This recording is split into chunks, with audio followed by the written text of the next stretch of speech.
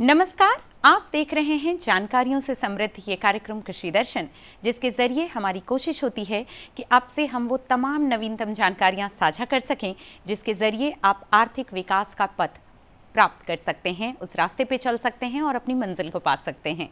कार्यक्रम की आज की कड़ी में भी हम ऐसी ही कोशिशें करेंगे, चाहे वो वृक्षों की देखभाल हो, चाहे वो पशुओं की देखभाल हो। इन सभी विषयों पर करेंगे अपने विशेषज्ञ से बातें, लेंगे नई जानकारियां, लेकिन हमेशा की तरह सबसे पहले डालेंगे नजर अपने पहले सेगमेंट खबरें खेती की पर। नमस्कार, खबरें खेती के में स्वागत है आपका। खबरों में आगे बढ़ने से पहले सबसे पहले नजर मुख्य कृषि समाचारों पर। किसानों को उत्पादन का बेहतर मूल्य दिलाने हेतु सरकार द्वारा फार्मर प्रोड्यूसर ऑर्गेनाइजेशन का गठन। बरसात के मौसम में पशुओं को गला घोटू रोग से बचाए पशुपालक। और किसानों के लिए बेहद उपयोगी रोटावेटर मशीन। राज्य सरकार के कृषि विभाग ने किसानों की फसल उत्पादन के लिए बेहतर मूल्य मिले, इस उद्देश्य से एफपीओ यानी कि फार्मर प्रोड्यूसर ऑर्गेनाइजेशन का गठन सूबे में किया है। 500 से अधिक बिहार में कार्यरत हैं। उनके कार्यों की समीक्षा के लिए बैठक की गई। इससे महत्वपूर्ण सुझाव दिए गए। किसानों को उत्पादन में अधिक से अधिक लाभ मिल सके, यही सरकार का उद्देश्य है। विशेष जानकारी कृषि सचिव श्री संजय कुमार अग्रवाल जी से। देखिए, किसानों को उत्पाद का बेहतर मूल्य मिले, किसानों को जो उनके उत्पाद में वैल्यू एडिशन हम लोग कर पाए, इसके लिए एफपीओ फार्मर्स प्रोड्यूसर ऑर्गेनाइजेशन का गठन बिहार में किया गया है। लगभग 500 से अधिक एफपीओ बिहार में कार्यरत है। उनके कार्यों की समीक्षा के लिए आज बैठक की गई थी और उसमें किस प्रकार उनको बेहतर काम करवाया जा सके, उसके लिए आज का कार्यक्रम था। पशुपालक भाई बहनों, पशुओं में पौष्टिकता के साथ साथ उनके स्वास्थ्य का ध्यान भी रखना बेहद जरूरी है। गला घोटू पशुओं में होने वाली एक आम बीमारी है जो इन्हें बेहद नुकसान पहुंचाती है। अपने पशुओं को इससे बचाने के उपाय करें। इसके लिए उनका टीकाकरण अवश्य कराएं। इसके बाद भी अगर संक्रमण की स्थिति हो तो नजदीकी डॉक्टर से जरूर मिलें। जलवायु परिवर्तन और मौसम को देखते हुए खेती में उतार चढ़ाव की संभावना रहती है। ऐसे में आप व्यावसायिक रूप से मुर्गी पालन कर अच्छी आमदनी प्राप्त कर सकते हैं। इसके लिए मुर्गी के नस्लों के चयन पर अवश्य ध्यान दें। अच्छी आमदनी देने वाले नस्लों में प्रमुख हैं वनराजा, ग्रामप्रिया, सोनाली, कड़कनाथ आदि। आज से लगभग 5000 वर्ष पहले भारत में कुक्कुट पालन का उद्योग शुरू हुआ था। मौर्य साम्राज्य का एक बड़ा उद्योग कुक्कुट पालन था। 19वीं शताब्दी से ही इसे वाणिज्यिक उद्योग के रूप में देखा गया था। कुक्कुट पालन में विभिन्न प्रकार की मुर्गियों की नस्लों का पालन करके उनके अंडे और चिकन का उत्पादन किया जाता है।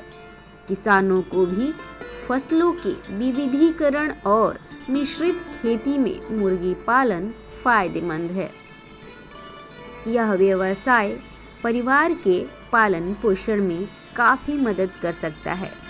यदि मुर्गियों में कोई बीमारी नहीं होती और मुर्गियों का अच्छा मूल्य मिलता है, क्षेत्र में कई किसान कृषि के साथ साथ अन्य व्यवसाय भी करते हैं, जैसे पशुपालन, हैचरी, मछली पालन, मुर्गी पालन, वर्मी कंपोस्ट और पशुपालन।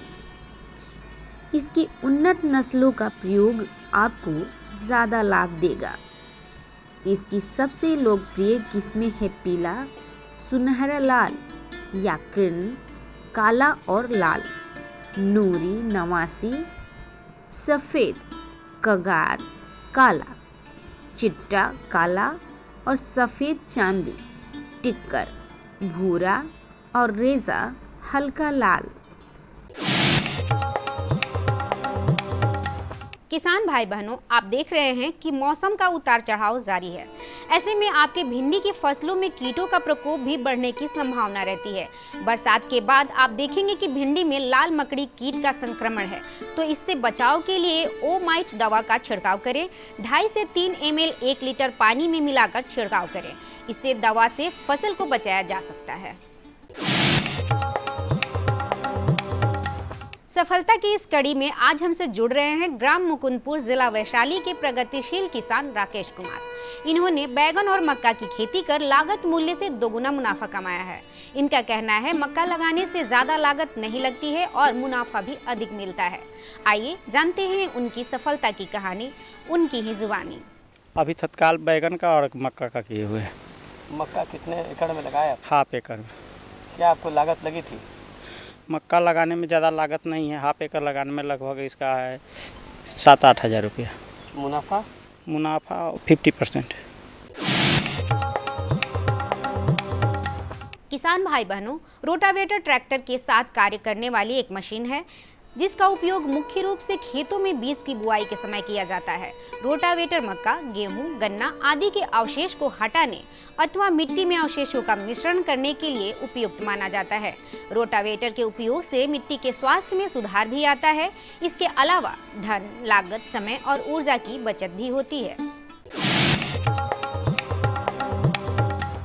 आप जानते हैं क्या है आज का मंडी भाव? आइए अब चलते हैं बाजार समिति सब्जी मंडी पटना, जहां जानेंगे आलू और प्याज के ताज़ा भाव इस प्रकार रहे।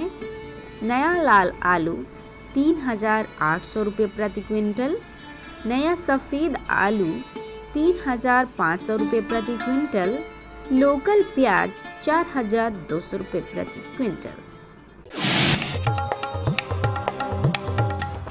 अब समय है मौसम पूर्वानुमान का।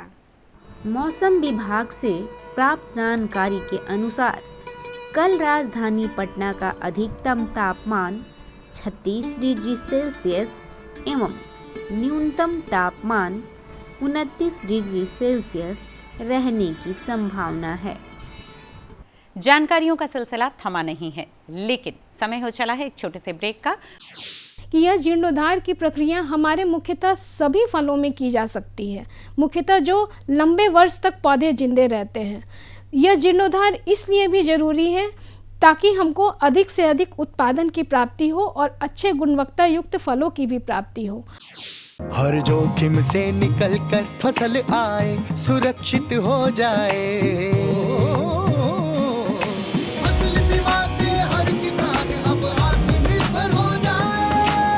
सूखा पड़े या बाढ़ आ जाए कोई डर नहीं। अब ओले पड़े या कीट पतंगे फसल खा जाए कोई फिक्र नहीं। अब कैसी भी आपदा हमारी फसल पे आ जाए, क्षति होने पर हमारे दावों का उचित भुगतान मिलता है, क्योंकि हमने लिया है प्रधानमंत्री फसल बीमा। बुआई से फसल कटाई तक हर जोखिम का दावा, न्यूनतम प्रीमियम पर अधिकतम भुगतान का वादा। योजना से हर साल जुड़ रहे हैं 5 करोड़ से ज्यादा किसान। अब आपकी है बारी। नजदीकी कृषि कार्यालय, सहकारी समिति, बैंक शाखा, अधिकृत बीमा कंपनी या जन सेवा केंद्र में स्वेच्छा से करा सकते हैं पंजीकरण। फसल बीमा पोर्टल या फसल बीमा ऐप द्वारा भी किया जा सकता है पंजीकरण। प्रधानमंत्री फसल बीमा योजना, आपकी फसलों का संपूर्ण सुरक्षा कवच। कृषि एवं किसान कल्याण मंत्रालय, भारत सरकार। खबरें खेती की में अभी आप रूबरू हो रहे थे मौसम के मिजाज से। जाना आपने मंडी के भाव के बारे में, जिससे कि आप अपनी अगली खरीद सुनिश्चित कर सकें। साथ ही साथ आपने ली जानकारी नवीनतम तकनीकों और उपकरणों की, और सुनी अपनी ही एक सफल साथी के सफलता की कहानी भी।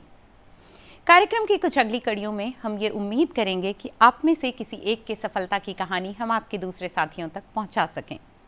चलिए कार्यक्रम में जानकारियों के सिलसिले को बढ़ाते हैं आगे।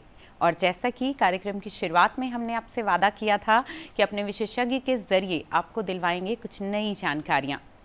फलीय वृक्ष, खासतौर पे गर्मी का मौसम हो या सर्दी का मौसम हो, फलों की भरपूर मांग बाजार में बनी ही रहती है, जो हमारे स्वास्थ्य के लिए भी अच्छे हैं और आर्थिक विकास के लिए भी।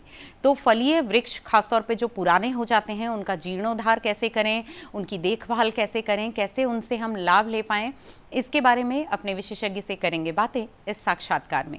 आइए देखते हैं। किसान बंधुओं नमस्कार। हमारे बहुत सारे किसान बागवानी से जुड़े हैं, वो फलों का उत्पादन करते हैं। किसान बंधुओं, जब फल देने वाले ये वृक्ष बहुत पुराने हो जाते हैं तो होता ये है कि इन पेड़ों पर कम मात्रा में फल लगता है, या ये कहें कि उत्पादन का दर कम हो जाता है। ऐसे में हमारे किसान क्या करते हैं, वो ये करते हैं कि इन पुराने वृक्षों को हटाकर नए वृक्षों को लगाते हैं या नए बगीचों की स्थापना करते हैं। किसान बंधुओं, यहाँ पे करना ये चाहिए कि जो ये पुराने वृक्ष हैं इनको हटाने के बजाय उसका जीर्णोद्धार करें।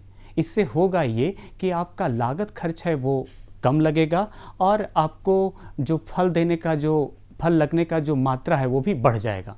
तो ये जो पुराने वृक्ष हैं इनको जीर्णोद्धार की क्यों आवश्यकता है, ये आपके लिए कितना लाभदायक है, जीर्णोद्धार करने का उचित समय क्या होता है, और जब आप जीर्णोद्धार कर रहे हैं उस वक्त और उसके बाद इन फलों वाले वृक्षों का किस तरह का प्रबंधन करने की आवश्यकता होती है, इन तमाम बातों पर आज हम चर्चा करने जा रहे हैं। हमारी चर्चा को आगे बढ़ाने के लिए आज हमारे साथ हैं डॉक्टर कंचन भावनी। डॉक्टर कंचन जी, आज के कार्यक्रम में आपका बहुत बहुत स्वागत है। और इस सवाल के साथ कार्यक्रम की शुरुआत कर रहा हूँ कि चूँकि हमारे किसान ये ज़रूर जानना चाहेंगे कि जो ये जीर्णोद्धार है, फल वाले वृक्षों का जीर्णोद्धार, ये होता क्या है और इसका क्या लाभ मिलता है उनको? जीर्णोद्धार का अर्थ है पुनर्विकास करना। प्रायः किसानों को इसकी समुचित जानकारी नहीं होती है, तो मैं इस पुनर्विकास और जीर्णोद्धार के माध्यम से मैं किसानों को ये बताना चाहती हूँ कि जो भी हमारे पुराने वृक्ष हैं या फिर पुराने बागीचे हैं, तो उनमें अगर फलन की क्षमता बिल्कुल कम हो गई है या फिर वो बहुत पुराने हो चुके हैं, तो इस विधि को, इस प्रक्रिया को हम अपना करके अधिक से अधिक फल की प्राप्ति कर सकते हैं। तो पुनर्विकास कर पुराने बागीचों का पुनरुद्धार करना यानी कि पुनर्जीवित करना। तो इस विधि के माध्यम से मैं अपने किसान भाइयों को इसके तरीके के बारे में बताना चाहती हूँ कि यह किस विधि से और किस तरीके से यह प्रक्रिया की जा सकती है ताकि उनके उत्पादन में वृद्धि हो। डॉक्टर कंचन जी, अब हम आ गए अपने मूल विषय पर, जो ये जीर्णोद्धार का जो तकनीक है। तो मैं चाहूँगा कि आप ये जीर्णोद्धार हमारे किसान किस रूप में प्रैक्टिकली करते हैं। जैसे हम उदाहरण के तौर पर ले लें कि आम का ही एक बहुत पुराना वृक्ष है, इसको अगर जीर्णोद्धार करना है उनका, तो वो कौन सी प्रक्रिया अपनाएंगे, वो तकनीक क्या होगी, इस बारे में हमारे किसानों को आप जागरूक करें। मैं अपने किसान भाइयों को ये बताना चाहूँगी कि हम प्रायः वृक्ष तो लगा देते हैं, बागीचा तो बना देते हैं, लेकिन उनका हम समुचित देखभाल नहीं कर पाते हैं। और इसलिए अगर हम समुचित देखभाल नहीं करेंगे तो हमारे बागीचे जो हैं वो अच्छी तरह से वो पनप नहीं सकेंगे। और इस वजह से हम इसमें क्या करेंगे कि हमको इसके लिए पुनर्विकास करना होगा और जीर्णोद्धार की क्रिया अपनानी होगी। जैसे कि हमारा आम का पौधा है, जो भी पौधा जो कि 40 से 45 वर्ष पुराना है, तो उसमें संभवतः जीर्णोद्धार की प्रक्रिया को अपनाना जरूरी होता है। इसके उपरांत हम क्या करते हैं कि मतलब जो भी हमारे पौधे जो कि 40 वर्ष या 45 वर्ष से अधिक उम्र के हो गए हैं, तो उसको हम विद्युत चालित यंत्र के द्वारा आरी के माध्यम से इसकी कटाई कर देते हैं।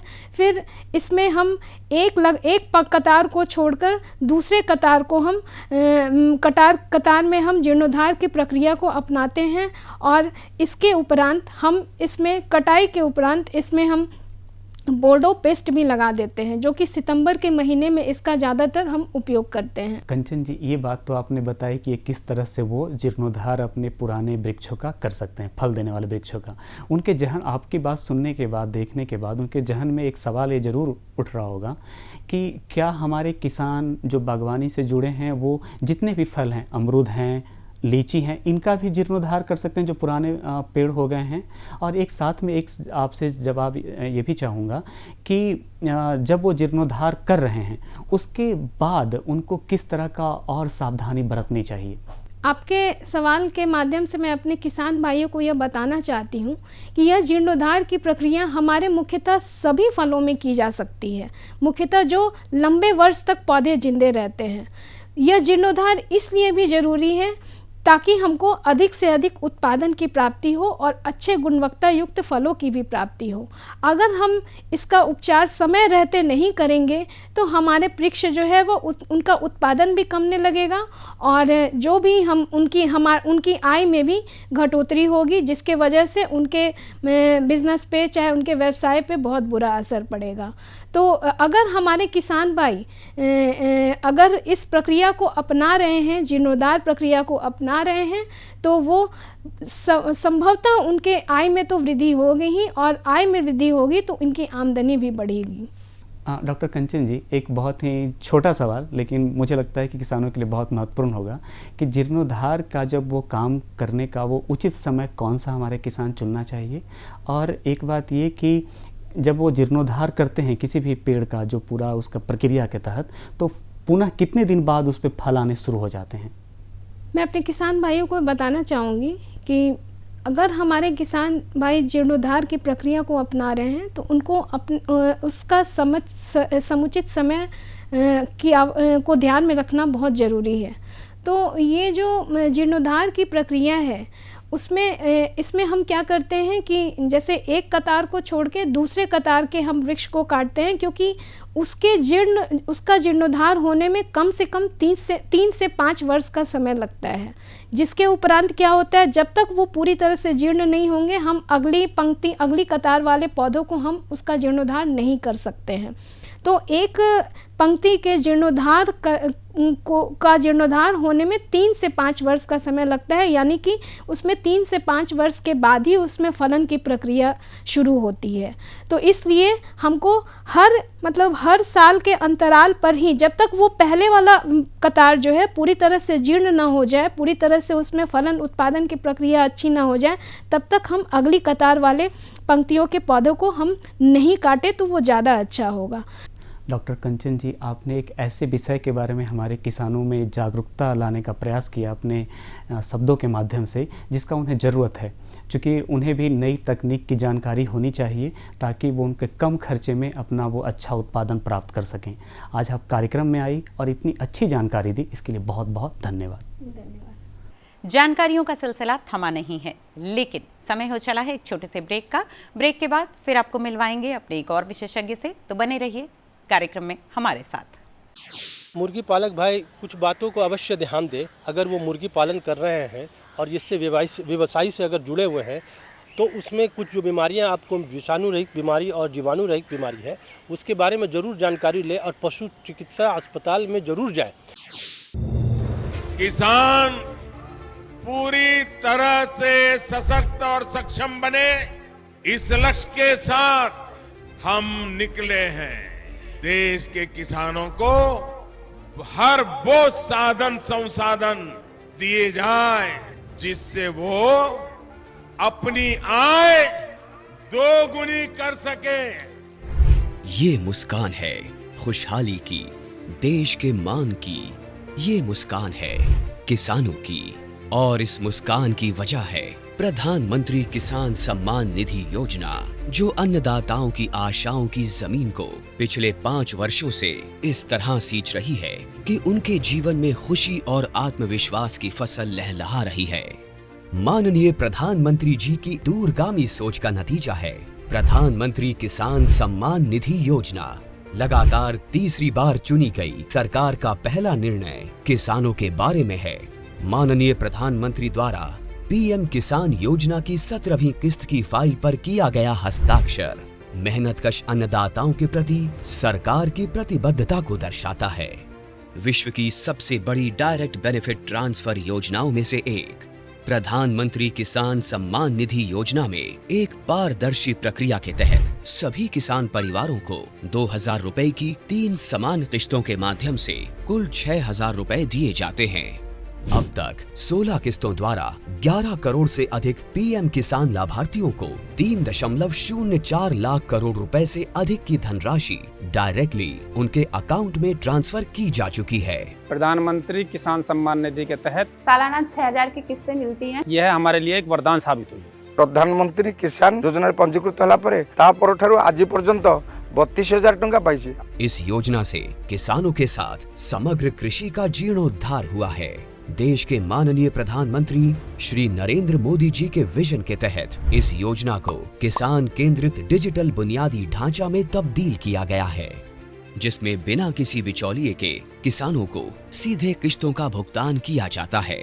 केंद्र सरकार के संकल्प को डिजिटल इंडिया से जोड़ते हुए ये योजना मोबाइल ऐप, ई-KYC प्रक्रिया, मोबाइल ऐप से फेस ऑथेंटिकेशन और नो योर स्टेटस मॉड्यूल की सुविधा प्रदान करती है, जिससे किसान इस योजना से जुड़ी कोई भी जानकारी सीधे प्राप्त कर सकते हैं।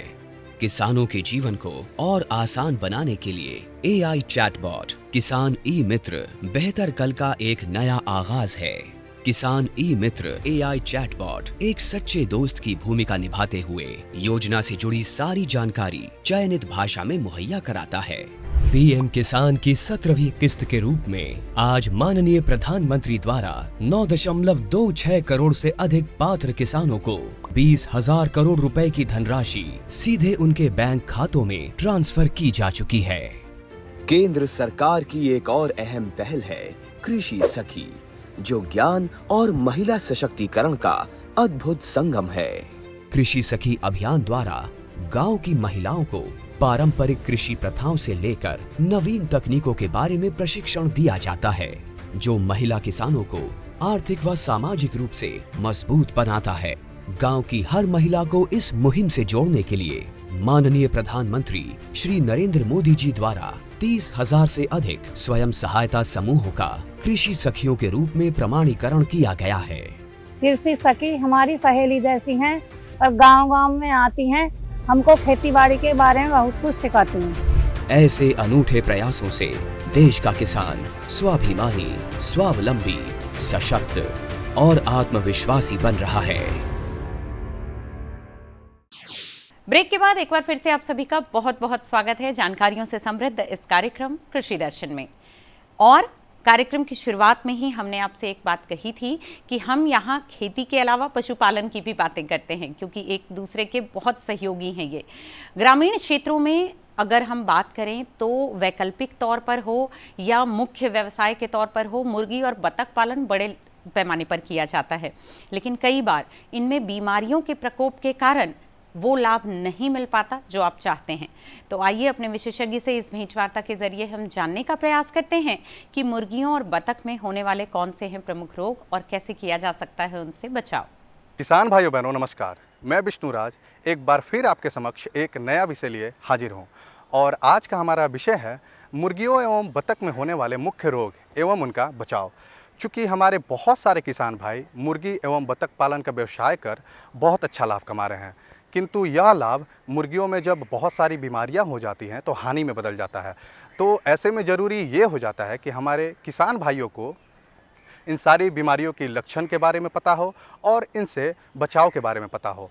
तो इन सारे मुख्य बिंदुओं पर हम जानकारी लेंगे अपने कृषि विशेषज्ञ से, जो कि हैं डॉक्टर इमरान अली, सहायक प्राध्यापक हैं बिहार वेटेनरी कॉलेज पटना से। सर, आपका हमारे कार्यक्रम में बहुत बहुत स्वागत है। नमस्कार सर। सबसे पहले हमारे किसान भाइयों को आप ये बताएं कि मुर्गियों और बतखों में होने वाले मुख्य रूप से कौन कौन रोग हैं जिनसे हमारे मुर्गियों और बतखों को खतरा होता है। सबसे जो ख़ास बात और सबसे पहली बात जो हमारे मुर्गी पालक और बत्तख पालक भाई हैं उनके लिए मैं सबसे पहले ये कहना चाहूँगा कि मुर्गियों में खासकर कुछ बीमारियां ऐसी होती हैं जिनसे मुर्गियां मरने लगती हैं, और उस मुर्गियों को मरने से बचाने के लिए आप सबसे जो ख़ास है, आप जब भी मुर्गियां लाएं वो मुर्गियों में 2-3 बीमारियां अवश्य देखें। उस बीमारी में जैसे रानीखेत डिजीज़ हम लोग कहते हैं, रानीखेत बीमारी का ऐसा बीमारी है जो विषाणु बीमारी होती है। इस बीमारी में मुर्गी पालक भाई से अनुरोध है कि उस बीमारी का लक्षण अगर आपको नज़र आए, सबसे पहले उसके लक्षण ये है कि वो हरा हरा पतला पैखाना करने लगता है, जो आपको समझ में आ जाएगा। दूसरा जो है उसके आँख से और नाक से पानी बहुत ज़्यादा गिरने लगता है, और मुर्गियां जो है खाना पीना कम कर देती है। और उसमें सबसे जो ख़ास है, मुर्गी पालक भाई एक चीज़ का हमेशा ध्यान रखेंगे कि उसमें आज मान लीजिए कि अगर 2 मुर्गियां मरी हैं तो वो दूसरे दिन 4 मर जाएंगी, उसके बाद और बढ़ जाएंगी। तो तुरंत आप पशु चिकित्सक से सलाह लें, जो सामने पशु अस्पताल है जहाँ पे आप जाएं और उनको बताएं कि हमारे पास जितनी मुर्गियाँ हैं उस मुर्गियों में ये लक्षण पाया जा रहा है। इस लक्षण में आप जब भी देखेंगे तो उस लक्षण का सबसे जो खास है, मुर्गी पालक भाई एक चीज़ और भी ध्यान रखेंगे कि उस लक्षण के हिसाब से वो मुर्गियाँ को आप एक किनारे कर दें और जो अच्छी मुर्गियाँ हैं उसके आप दूसरे तरफ कर दें तुरंत। ऐसा ना हो कि उसमें आप देरी करें। उससे क्या होता है कि इसका जो विषाणु युक्त बीमारी है, इस बीमारी का नाम हम लोग पैरामिक्सोवायरस से फैलता है। तो ये पैरामिक्सोवायरस फैमिली से, वायरिडी फैमिली से जो होती है बीमारी, इसमें बहुत जल्दी मुर्गियाँ मरने लगती है। तो मुर्गी पालक भाई इस चीज़ का अवश्य ध्यान रखें कि तुरंत पशु चिकित्सक से सलाह लें। सर, अभी आपने बहुत अच्छी जानकारी दी बीमारियों के बारे में। तो सर, हमारे मुर्गी पालक भाइयों को आप ये बताएं कि इन बीमारियों से बचने के लिए कौन सी सावधानियां हमारे पशुपालक भाइयों को बरतनी चाहिए? मुर्गी पालक भाई कुछ बातों को अवश्य ध्यान दें। अगर वो मुर्गी पालन कर रहे हैं और इससे व्यवसाय से अगर जुड़े हुए हैं तो उसमें कुछ जो बीमारियां आपको विषाणु रहित बीमारी और जीवाणु रहित बीमारी है उसके बारे में ज़रूर जानकारी लें और पशु चिकित्सा अस्पताल में ज़रूर जाएं। वहाँ पे आपको जो सरकार के द्वारा हम लोग वहाँ पे मिलता है उससे आप जानकारी हासिल कर सकते हैं। सबसे जो खास है, जो बीमारियां अगर मिल रही है उस बीमारियां के निदान के लिए अवश्य उसमें देखें, जिसके लिए टीकाकरण, कुछ बीमारियां हैं विषाणु रहित बीमारी है जिसमें टीकाकरण अवश्य लगवा दें। जैसे मैंने आपको पहले भी बताया था, रानीखेत बीमारी हुआ, गंभोरू हुआ, कुछ बीमारियाँ जो जीवाणु रहित बीमारियाँ हैं जिसमें हम लोग कहते हैं कि CRD हो गया है, क्रोनिक रेस्पिरेटरी डिजीज़ एक तरह का बीमारी है। उस बीमारी का जो मेन लक्षण है उसमें बीमारी में मुर्गियां जो है मरने लगती है और उससे बहुत ज़्यादा मरने से उसमें दिक्कत होने लगता है। कुछ चीज़ें मैं आपको अवश्य बताना चाहूँगा। ये तो बात मुर्गियों की हुई, लेकिन कुछ बत्तख पालक भाई हमारे यहाँ, खास हमारे राज्य में कुछ बत्तख पालक भाई है जिनसे बराबर उन्होंने ये कहते हुए सुना है कि सर, हमारे यहाँ बत्तख जो हम लोग रखे हैं उसमें कुछ बीमारियाँ आ गई और उस बीमारी से बत्तख भी बहुत ज़्यादा मरती है। तो मुर्गी पालक और बत्तख पालक भाई से यह अनुरोध है कि बत्तख पालन का आप व्यवसाय करें, वो भी बड़ा अच्छा है, आय का स्रोत के लिए भी बहुत अच्छा है। लेकिन उसमें मुख्य कुछ बीमारियां हैं, उस बीमारी के बारे में भी आप जानकारी ज़रूर लें। जैसे कि उसमें एक को कहते हैं हम लोग डक वायरल हेपेटाइटिस, एक बीमारी, इसमें भी बत्तखों में ज़्यादा मरती हैं। और जो सबसे मुख्य है वो ये है कि इसमें फंगल एक बीमारी लगता है जिसको एफ्लाटॉक्सिन्स कहते हैं। इस बीमारी में खासकर बत्तख पालक भाई से एक अनुरोध है कि आप जो दाना देते हैं उस दाना को ज़रूर आप धूप में सुखाएं। और अभी का जो मौसम है, इस मौसम में ये दाना में मॉइस्चर ले लेता है, तो मॉइस्चर लेने से बत्तख या मुर्गियाँ अगर खाएंगी, अगर बत्तख की मैं पहले बात करूं, अगर उसमें बत्तख खाएंगे तो उसमें ये बीमारी आती है, तो जिससे ये मरने लगता है। तो किसान भाई इस चीज़ का विषय याद रखें, बीमारियां तब आएगी जब आपका रख रखाव थोड़ा कम ही हो। सर, आप हमारे कार्यक्रम में आए और हमारे मुर्गी पालक भाइयों को इतनी अच्छी जानकारियाँ दी, इसके लिए आपका बहुत बहुत धन्यवाद। बहुत बहुत धन्यवाद। उम्मीद करते हैं कि आप इन जानकारियों का पूरा लाभ ले पाएंगे। ऐसी ही और भी जानकारियां कार्यक्रम में आपको मिलती रहेंगी, तो कार्यक्रम को देखना ना भूलें। इसी समय इसी चैनल पर होगी आपसे फिर मुलाकात। तब तक के लिए रखिए अपना और अपनों का ख्याल और दीजिए इजाज़त। नमस्कार। हमारा पता है कृषि दर्शन, कमरा नंबर 203, द्वारा केंद्र निदेशक, दूरदर्शन केंद्र पटना, फ्रेजर रोड, पटना। हमारा ईमेल एड्रेस है director@ddkpatna@gmail.com और kddkpatna@gmail.com।